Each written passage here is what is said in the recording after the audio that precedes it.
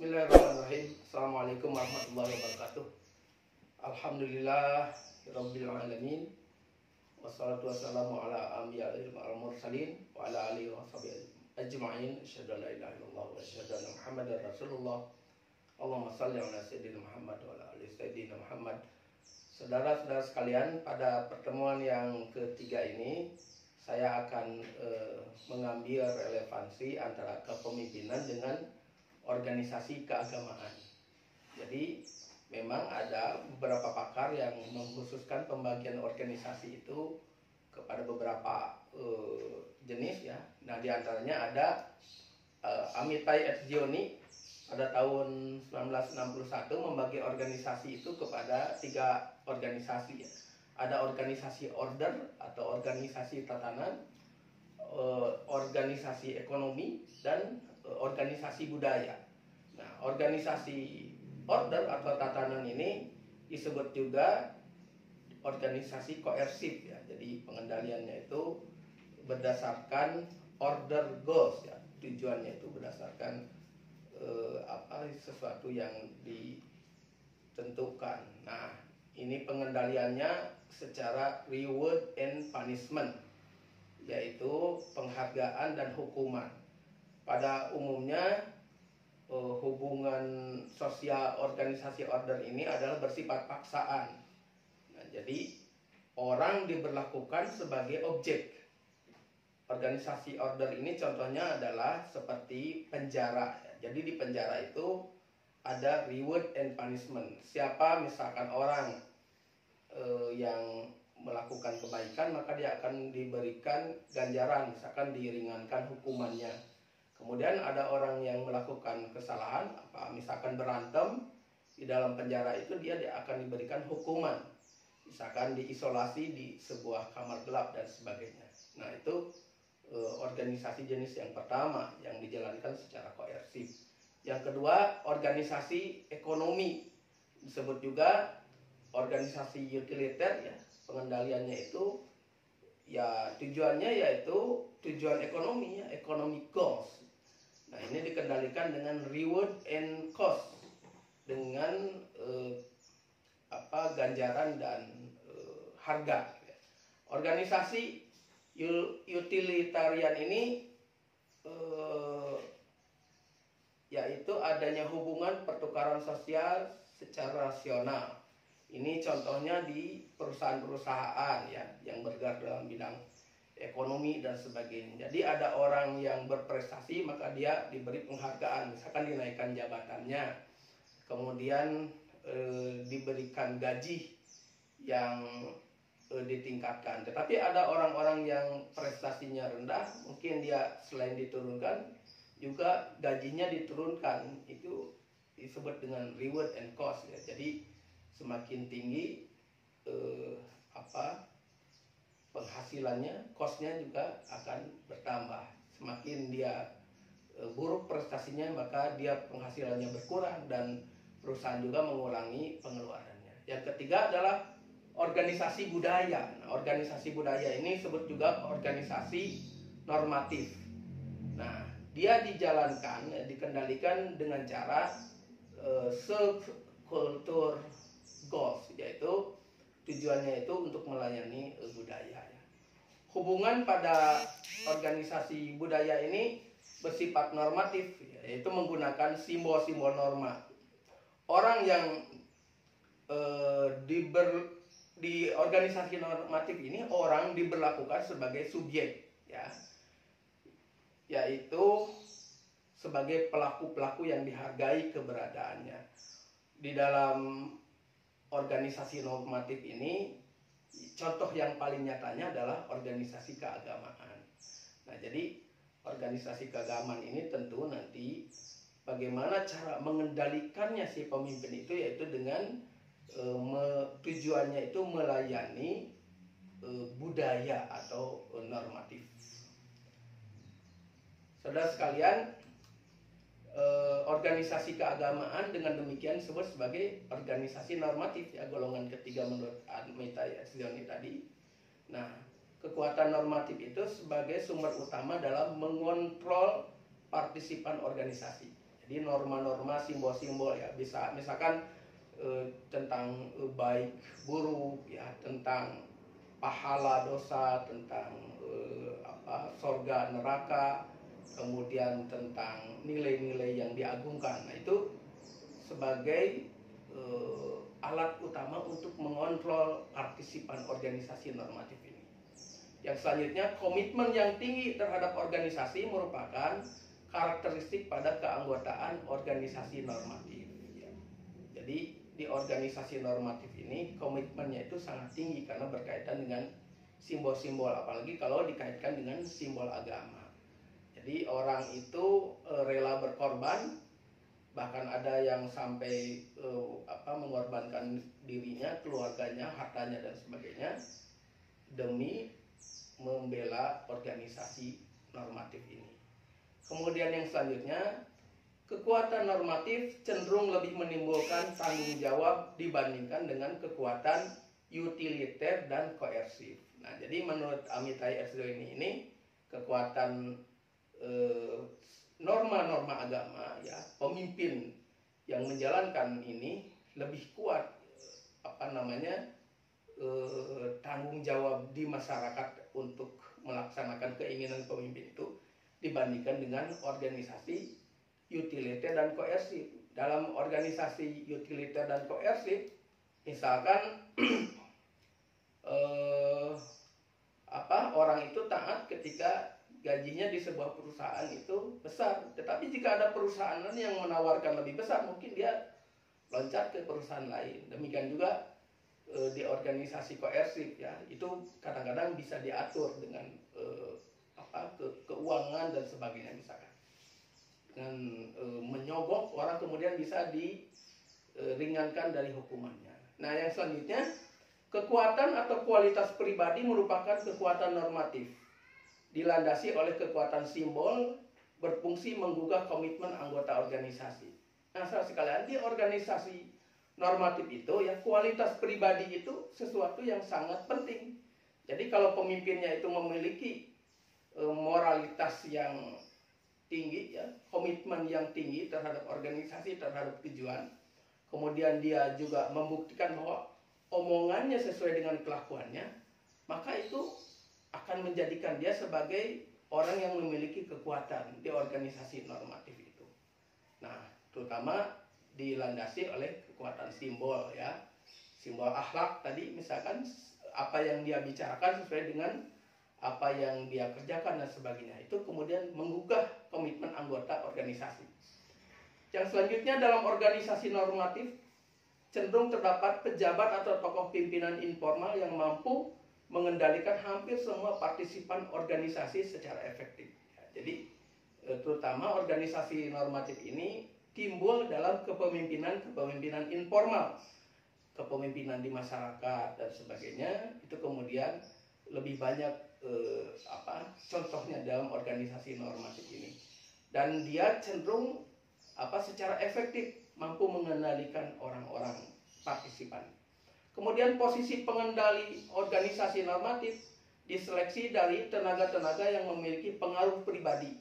Nah, jadi seringkali makanya dalam organisasi normatif ini orang yang menjadi pemimpin itu orang yang memiliki karisma atau kepemimpinan karismatik itu, karena pengaruh pribadinya itu.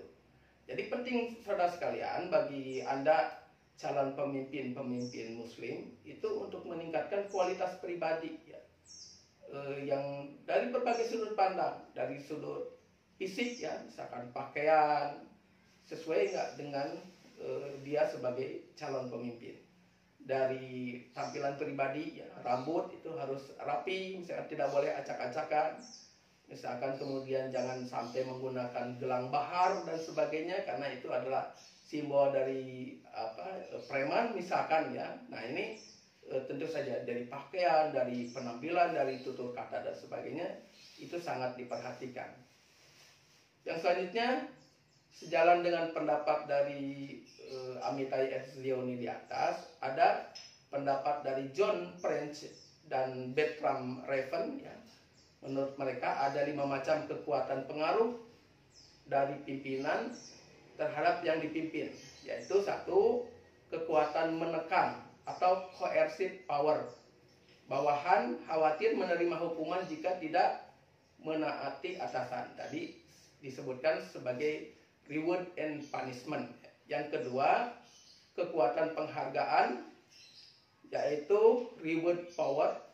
Pimpinan berjanji memberi penghargaan dan imbalan pada bawahan bila memenuhi keinginan dan kemauan pimpinan. Ini contohnya tadi dalam organisasi utiliter atau organisasi ekonomi.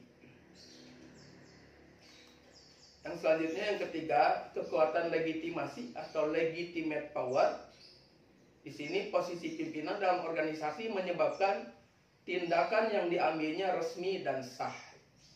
Yang keempat, kekuatan keahlian atau expert power berasal dari keahlian khusus, pengetahuan dan keterampilan yang dimiliki pimpinan. Dalam pertemuan yang selanjutnya, sebelumnya sudah saya jelaskan juga keahlian khusus ini seperti dalam olahraga, misalkan pelatih, di dalam kehakiman, misalkan hakim dan jaksa dan sebagainya.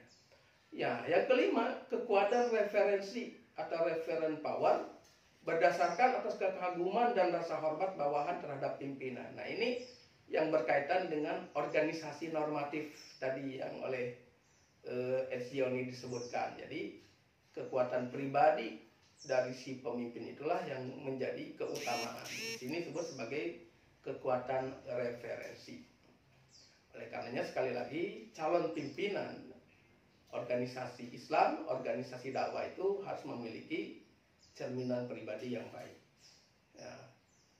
Sekali lagi, oleh karena itu kepemimpinan Islam sama atau lebih tepat sebagai pemimpin normatif.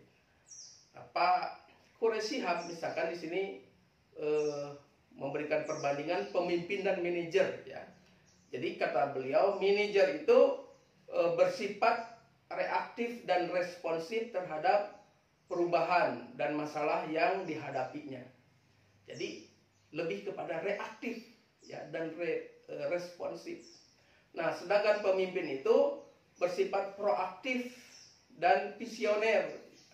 Jadi dia lebih memberikan di depan kalau proaktif itu, ya, bukan reaktif. Jadi lebih memberikan pencerahan ke depan dan visioner, prediktif, menciptakan dan membentuk perubahan.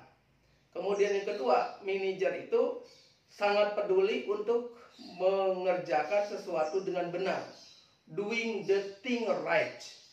Sedangkan si pemimpin lebih peduli untuk mengendalikan sesuatu yang benar, doing the right thing. Jadi ini dibalik, kalau tadi doing the thing right, kalau ini doing the right thing. Ya, jadi mengerjakan sesuatu yang benar. Jadi kadang-kadang out of the box katanya, ya. Bagaimana dia mencari sesuatu yang benar, bukan hanya di dalam kerangka yang sudah terjadi. Misalkan di sebuah negara yang menjadikan korupsi itu sebagai sesuatu yang biasa, maka kalau manajer mungkin mengikuti dalam alur itu. Tapi kalau si pemimpin itu bagaimana keluar dari alur itu, jangan sampai kemudian menjadi kebiasaan. Kemudian yang ketiga, ya, si manajer itu melibatkan hal-hal yang sudah mapan sesuai aturan agar implementasinya efisien dan efektif. Sedangkan pemimpin itu melibatkan aktivitas baru yang relevan untuk kebutuhan dan kesempatan yang akan datang, serta mengerjakan sesuatu berdasarkan nilai-nilai etika dan tanggung jawab sosial. Nah, jelas tadi kalau si manajer itu lebih mengerjakan sesuatu yang sudah terkerangka aturannya, sedangkan si pemimpin itu lebih kepada mencari sesuatu yang lebih futuristik, gitu ya. Nah, selanjutnya pemimpin itu karena berkaitan dengan sifat manusia, ya, manusia itu memiliki potensi yang sangat besar karena diberikan oleh Allah anugerah otak, ya, anugerah nurani dan sebagainya. Maka manusia itu memiliki potensi yang sangat besar. Oleh karenanya si pemimpin itu harus mengasah 3 aspek dalam diri manusia agar sukses dalam kehidupan pribadi dan masyarakat, yaitu satu, aspek intelektual, yang kedua aspek emosional, yang ketiga aspek spiritual. Itulah yang harus diusahakan oleh pemimpin di dalam meningkatkan derajat manusia yang dipimpinnya.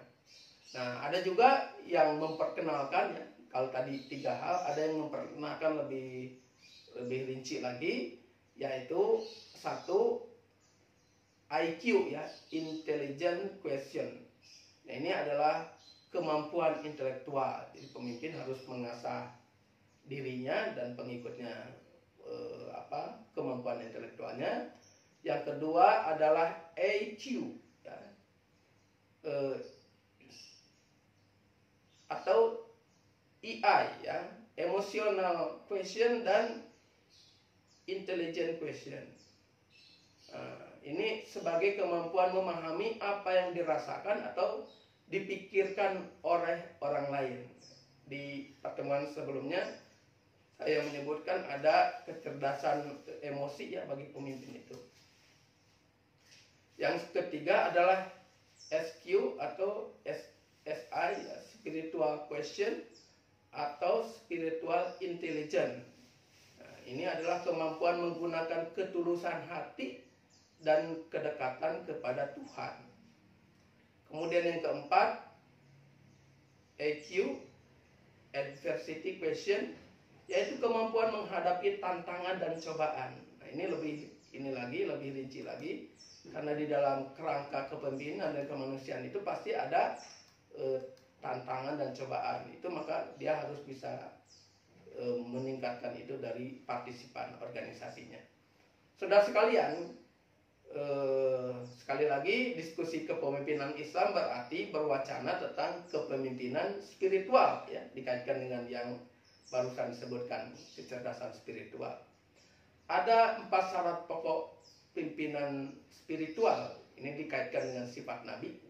Yang pertama adalah as-sidik, kebenaran dan kesungguhan dalam bersikap, berucap serta berjuang melaksanakan tugasnya. Yang kedua, al-amanah atau kepercayaan. Sifat ini menjadikan dia memelihara sebaik-baiknya apa yang diserahkan kepadanya, baik dari Tuhan maupun dari yang dipimpinnya, sehingga tercipta rasa aman bagi semua pihak. Yang ketiga adalah al-fatonah, yaitu kecerdasan yang melahirkan kemampuan menghadapi dan menanggulangi persoalan yang muncul mendadak sekalipun. Ya, ini sifat cerdas. Yang keempat adalah at-tabligh, yaitu penyampaian yang jujur dan bertanggung jawab, atau dengan kata lain keterbukaan. Nah, demikian Pak Quraish Shihab, ya, di dalam buku Membumikan Al-Quran jilid 2. Saudara sekalian, kemudian lembaga kepemimpinan Islam di dalam Al-Quran itu ada beberapa lembaga, ya. Yang pertama adalah khalifah atau khulafa atau khalaif. Nah, ini tentang khalifah ini terdapat di antaranya dalam surat Al-Baqarah ayat 30, surat yang sudah sangat populer, ya. A'udzubillahi minasyaitonir rajim. Wa idz qala rabbuka lil malaikati inni ja'ilun fil ardi khalifah. Dan ingatlah ketika Tuhanmu berfirman kepada para malaikat, aku hendak menjadikan khalifah di muka bumi. Ila akhir ayat, ya. Jadi ayatnya masih ada kelanjutannya. Yang jelas di situ ada kata-kata khalifah. Kemudian di dalam surat yang lainnya bisa nanti dibaca di dalam surat Shad ayat 38, surat ke-38 ayat 26, surat Al-A'raf ayat 69 sampai 74, surat Yunus ayat ke-14, ya. Nah, di dalam surat Yunus ayat ke-14 ini, summa ja'alnakum khalaifa fil ardi mim ba'dihim yanzuru kaifa ta'lamun. Kemudian kami jadikan kamu sebagai pengganti mereka di bumi setelah mereka untuk kami lihat bagaimana kamu berbuat. Nah, ini ada istilah pengganti di dalam surat Yunus ini. Nah, jadi kata khalifah ini akar katanya berarti belakang, ya, sebagai pengganti. Nah, di sini kedudukan pemimpin itu hendaknya berada di belakang untuk mengawasi dan membimbing yang dipimpinnya, bagaikan penggembala. Tujuan pengawasan dan bimbingan itu adalah memelihara serta mengantar gembalaannya menuju arah dan tujuan pemeliharaannya. Ki Hajar Dewantara menyebut itu sebagai Tutwuri Handayani. Ya. Tidak aneh karena Ki Hajar Dewantara itu adalah seorang santri. Jadi kenapa semua nabi itu pernah menjadi penggembala? Karena manusia itu katanya sifatnya itu seperti domba. Jadi kalau diarahkan dia ada di dalam barisan, tapi kalau si pemimpinnya itu lupa sedikit saja atau dalam bahasa Sundanya itu galider, maka si domba itu akan keluar dari barisan. Nah, ketika keluar dari barisan itu maka dia kemungkinan diterkam oleh harimau dan sebagainya. Nah, maka si pemimpin itu harus mengarahkan untuk mencapai tujuan, jangan sampai diterjang atau diterkam oleh harimau. Harimau dalam hal ini siapa? Ya, di antaranya misalkan musuh-musuh umat.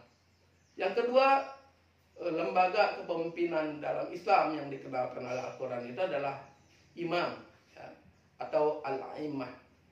Di antaranya di dalam surat Al-Baqarah ayat 124, di dalam surat Al-Anbiya ayat 73, di dalam surat As-Sajdah ayat 24.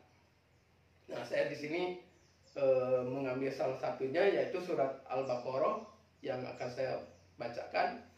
A'udzubillahi minasyaitonir rajim. Wa idibtala Ibrahima rabbuhu bikalimatin fatamahunna qala inni ja'iluka imama. Inni ja'iluka imama. Qala wa min dzurriyyati qala la yanalu ahli dzalimin. Dan ingatlah ketika Ibrahim diuji Tuhannya dengan beberapa kalimat, lalu dia melaksanakannya dengan sempurna. Dia atau Allah berfirman, sesungguhnya aku menjadikan engkau sebagai pemimpin bagi seluruh manusia. Ibrahim berkata, dan juga dari anak cucuku.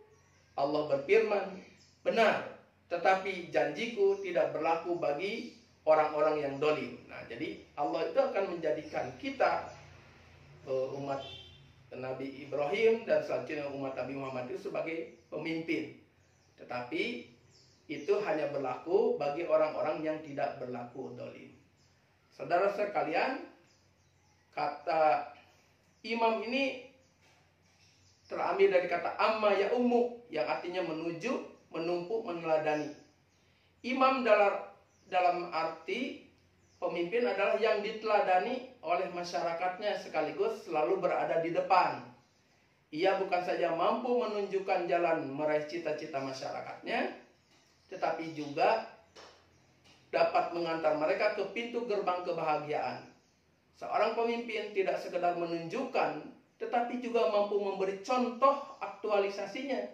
Sama halnya dengan imam dalam sholat yang memberi contoh agar diteladani oleh makmumnya. Nah, saudara sekalian, jadi kalau imam ini posisinya di depan, dia menjadi rujukan bagi yang di belakangnya. Imam salat misalkan takbir, maka yang di belakang ikut takbir dan sebagainya. Itu sebagai rujukan bagi ininya, bagi pengikutnya. Nah, Ki Hajar Dewantara menyebutkan hal ini sebagai ingatsa sung tulada, ya. Kalau ada di depan dia harus menjadi teladan. Yang selanjutnya, yang ketiga adalah ulil amri atau imaroh. Terdapat pada Al-Quran surat An-Nisa ayat 59.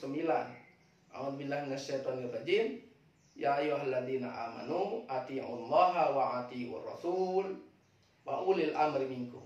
Wahai orang-orang yang beriman, taatilah Allah dan taatilah Rasul, dalam hal ini Muhammad SAW, dan ulil amri atau pemegang kekuasaan di antara kamu. Nah, jadi kata ini bisa berarti subjek dan juga objek ulil amri itu. Nah, dia sebagai subjek ketika pemilik wewenang memerintah. Sedangkan dalam kedudukannya sebagai objek, maka ia adalah yang diperintah dalam hal ini oleh siapa yang dipimpinnya. Jadi ketika dia sebagai eksekutif, nah dia sebagai subjek, sebagai pelaksana. Tetapi dia juga mungkin menjadi objek ketika misalkan kalau di Indonesia itu presiden itu kan diangkat oleh DPR dan MPR. Nah, DPR dan MPR itu memerintahkan presiden untuk melakukan sesuatu sesuai undang-undang. Nah itu dalam hal ini ulil amri sebagai objek. Ini mengisyaratkan bahwa amir tidak boleh bertindak sewenang-wenang, tetapi harus memperhatikan perintah, yakni kehendak dan aspirasi siapa yang dipimpinnya. Itu pendapat yang disampaikan oleh Pak Quraish Shihab di dalam buku Membumikan Al-Quran. Saudara sekalian, dengan demikian jika diambil kesimpulannya, misalkan Pak Fahru Roji menyebutkan perbandingan khilafah, imamah, dan imarah itu dalam karakteristik khilafah itu karena dia umum ya, mencakup imamah dan imarah, dia juga bersifat teologis, sosiologis, dan sifatnya itu umum. Sedangkan imamah itu lebih bersifat teologis karena dalam imam-imam keagamaan ya dan sebagainya. Dan sifatnya itu adalah khusus. Sedangkan imarah atau ulil amri, maka karakternya itu lebih kepada sosiologis dan sifatnya adalah sifat khusus, yaitu kepemimpinan yang berlaku di kalangan manusia. Saudara sekalian, itulah yang menghubungkan antara organisasi, keagamaan, dan kepemimpinan. Mudah-mudahan ini kemudian membentuk prim pemikiran kita bahwa kepemimpinan keagamaan itu memang ada lembaganya yang menaunginya, baik pendapat dari ilmuwan pada umumnya dan juga pendapat dari yang diangkat dari Al-Quran. Mudah-mudahan ada manfaatnya. Billahi taufiq wal hidayah. Assalamualaikum warahmatullahi wabarakatuh.